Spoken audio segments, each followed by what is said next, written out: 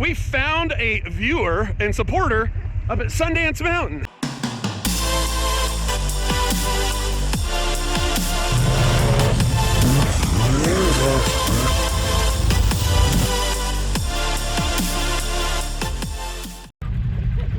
Well, good morning. It's definitely been an adventurous morning. It's actually kind of a continuation of last night. I ended up at about 8:30, 9 o'clock making the decision to throw tracks and come on this ride, which ended up being trying to find lug nuts because the lug nuts were up in Ione, and I didn't realize I didn't have them until I started that. So got to O'Reilly's right before they closed, got some lug nuts that worked, got the tracks on, had a couple of issues, then had some trailer issues, and it was about 1:30 before I got home, but we got the tracks on the Turbo S to make this trip. We are up here kind of in Coolin at Priest Lake.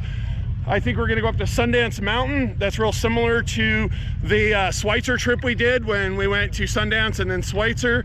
We've got a whole bunch of people that were joining. We didn't even know where we were going. We were waiting in Coolin, and Keith calls and asks me where I was, and I'm like, I'm here, but I was in the wrong place.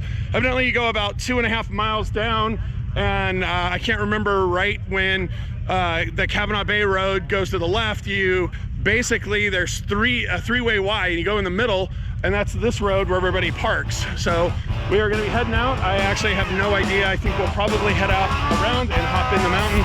I'm not leading. I have no idea where we're going, although I've been to Sundance Mountain. All right, well, we're gonna get everybody together, figure out what the plan is, and then get on the road.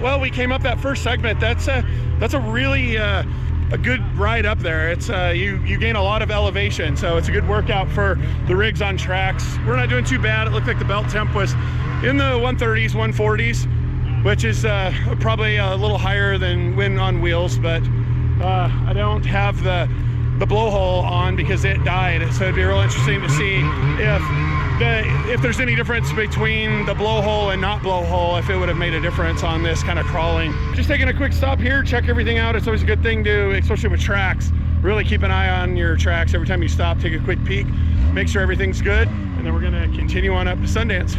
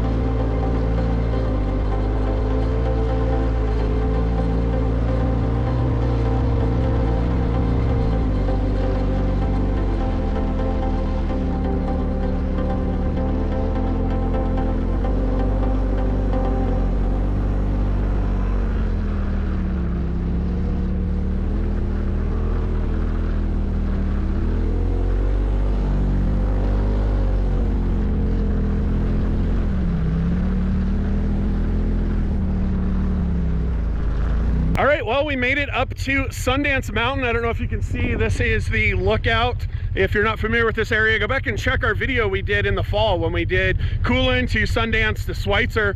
You can see a little bit. So far, there's 3 of us that have made it up. The quad has made it up. He can pretty much go anywhere, but there's a corner down there that's real rough and it's starting to get dug out. So we didn't want to dig it out too much. So I think some of them are going to stay down there. We'll see who else comes up here. Unfortunately, I'm 2 for 2 at Sundance. So as you can see, there's literally no view and we can't see anything. So probably not gonna stay up here too long. We're gonna head back down and see where our next stop is. All right, well, we had a couple more people came up, Dave in the quad, Steve in the expedition. They got up here. Everybody's checking out Steve. He was about to turn around and he didn't see this tree well that his tracks almost went down into. That one definitely did. So you gotta be really careful in the winter time, especially when backing up, because some of these tree wells will get you.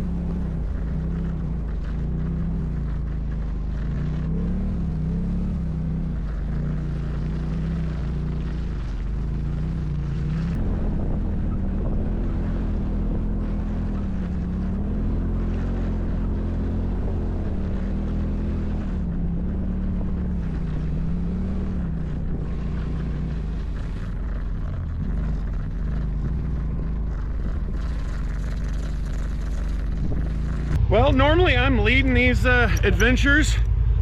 I'm following Eric and Keith here, and one of the fun things about winter that you always got to deal with is down trees in the road.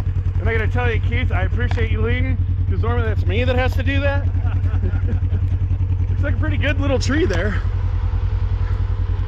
But it's always great when somebody else leads and gets to clear the trail. So thanks for Keith and Jody for leading this segment and clearing out the trees for us.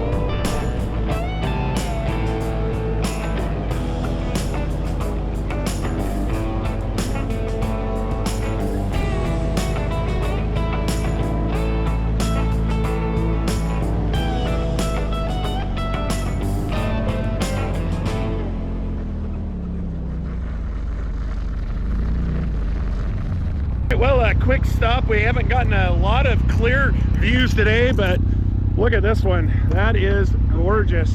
GoPro's probably not going to do that justice like it rarely does.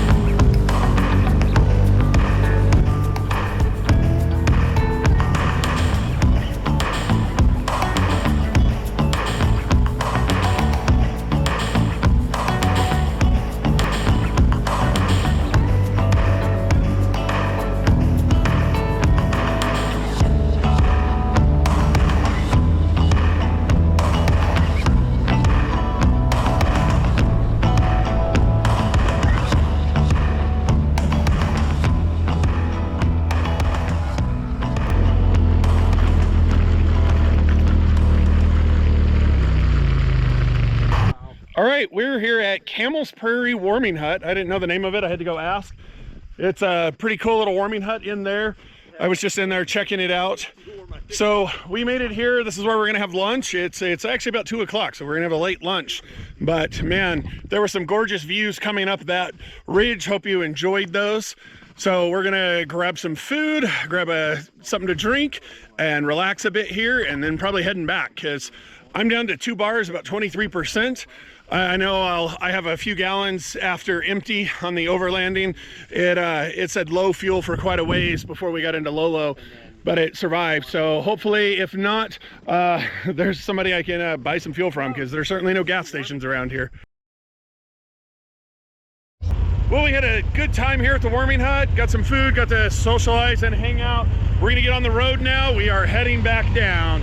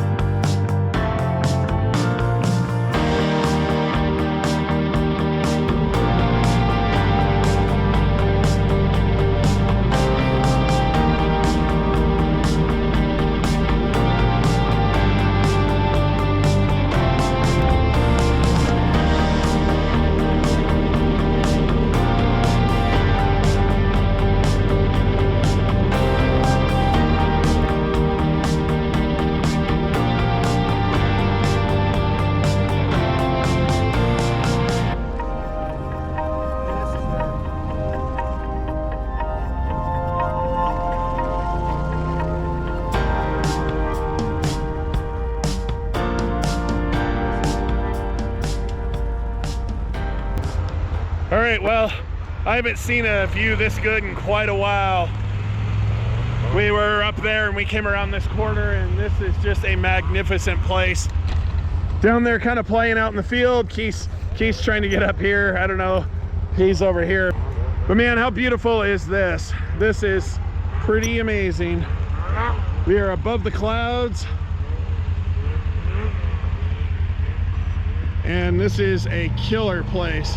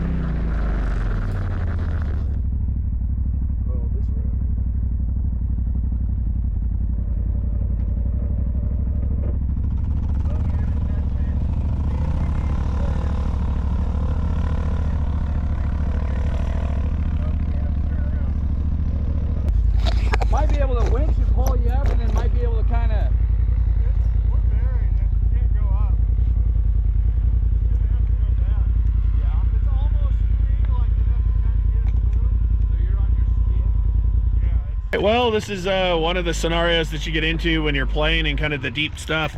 You can potentially get into a situation where you get stuck. So we're trying to help them out. It looks like they've dug out, and if he can get back, he kind of came from over to the right. If we can get over there and help him get out, I think he'll be okay. He's just in a deep, awkward spot.